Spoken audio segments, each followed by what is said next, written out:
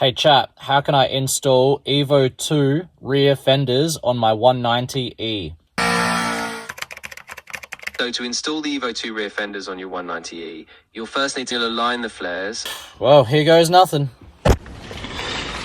So just like putting on the fender and straight away seeing there that is hitting and that's stopping us being able to flex it in place. So I'm going to sand that down, not too much because that is the only like bolt attachment point that I really have. So I'll sand it down a little bit and see if we can get it on. So what I think I'm going to do is I'm just lining it up here on the closest side to the door, and all I'm really concerned about, if I get this bit right, the back end will just fall into place because it's sitting on there nicely. So I'm just gonna mark out where it's going, and then I'll sand it and hopefully get it to fit flush.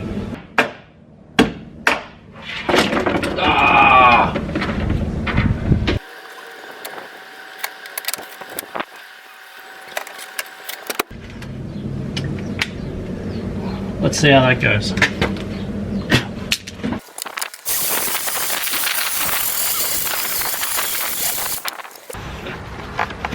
It's fucking hollow. Alright, so it's sitting slightly lower. You can see it's like below this line. I've clamped this in, and like this line is way better. I mean, like when you flex it in, it's way better. It actually lines up. Alright, but in classic fashion, this is hitting. And I'm pretty sure it's hitting here. It's hard because I am worried about sanding too much and like losing the flush fitment. And it seems to be that the places that I'm needing to sand back are the mounting points. So I'm really kind of lost on what I'm going to do if I get rid of all my mounting points, but I can't mount it if it doesn't fit.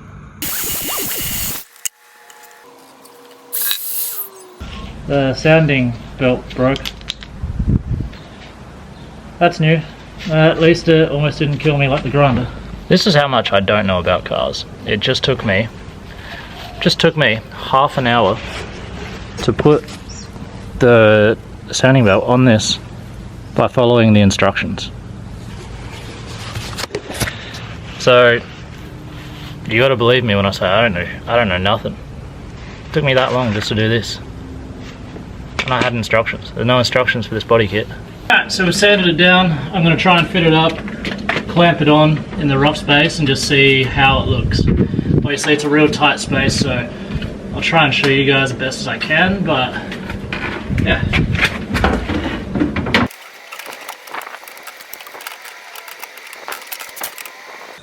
Alright, so just to show you guys what we got, I've had to clamp this because I've got a bolt here and this is just knocking on top of it. When I mount it up properly, I'll just cut out the bit on the inside of this where the bolt is so it can sit nice and flush along here. But, we flex this into place. When we'll pull it down and that gap is nice. All the way, covers up all the mess behind it. So that's alright. This bit we cut out. Now, obviously I'm going to have to cut this and I'll probably fiberglass it into this and try and make it look nice and neat. But as for the rest of it, I'm not too sure. I don't really know. But like really, I'm kind of relying on my never before done fiberglass skills to carry me through this. Literally all of it comes down to that. I've never fiberglassed anything before, and I'm putting the whole project on me being able to fiberglass nearly perfectly. Obviously this is not a perfect car, this is not what we call on the channel, it's not perfect, but that's what we're relying on me being able to pick up the skills, smooth it, make it look unison and just make it look perfect from that skill. Everything else is just kind of filling in the gaps. So I don't know. We'll see. We'll see.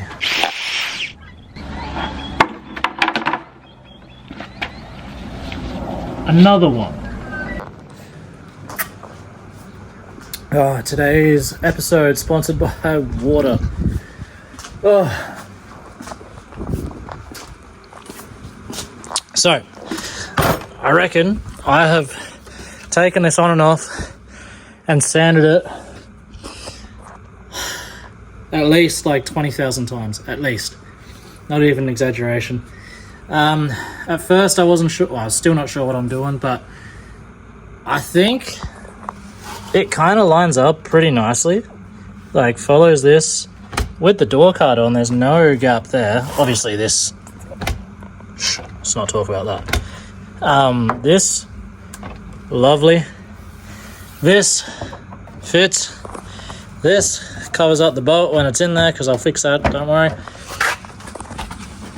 And look at that, like, I've sanded most of it to be able to go in there, like, in the right spot. That fits pretty nicely.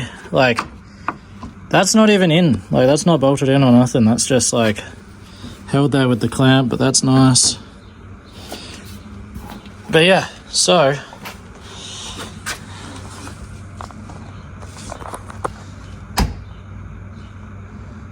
pretty cool.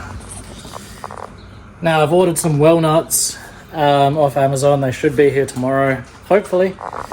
But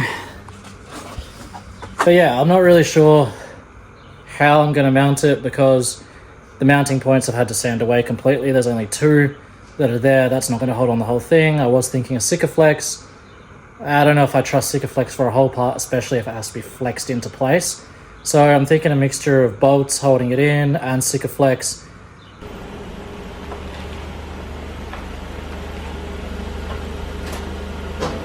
Everyone always asks, like, or goes on about, like, oh, I use this soap, it's the best to wash my car, this is the best, this is the best. Nah, this is the best. Today's episode brought to you by Home Brand Dish Liquid. Cuts through grease, makes your stuff look nice and shiny. That's what you want.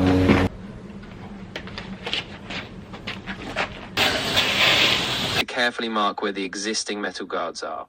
Using an angle grinder, you'll cut out those guards. We've just finished cleaning up the guards now. Look, I'm not a car cleaner, alright? This ain't the car wash. Just wanted to get all the spider webs off, so now you can see my really amazing pen work. I'm not sure exactly how to grind stuff. Chat has given me the outline. I have this, like the same grinder that I used before. I hope it's powerful enough to cut through this. Shit, I'm nervous. Wish me luck.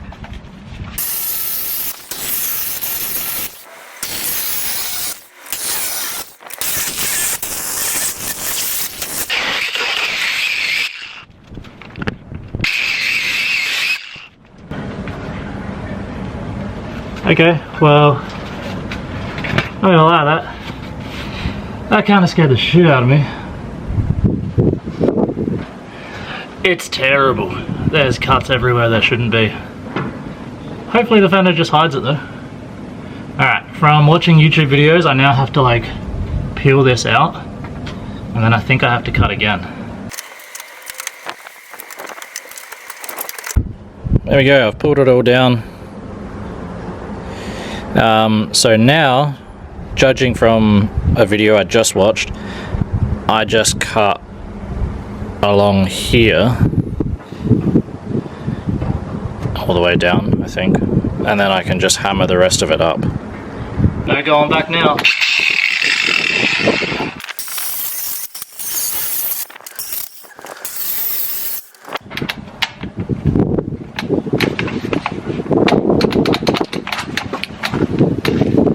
Battery's not flat.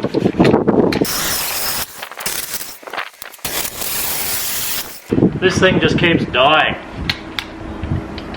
Do not recommend battery operated grinders. I don't know if I'm doing something wrong or if this just isn't that powerful, but it's terrible.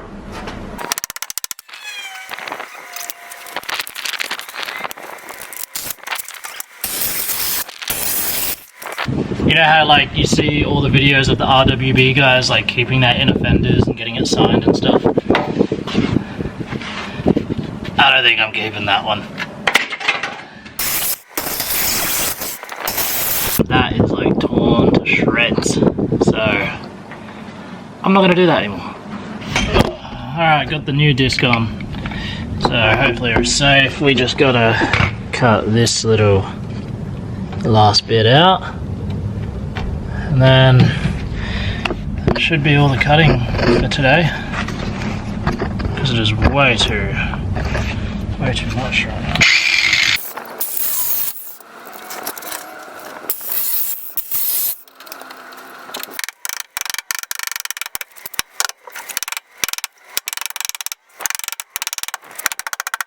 After removing the metal, you'll smooth out the edges and clean the surface. Got my grinding disc now, so I'm going to try and just have it not so sharp.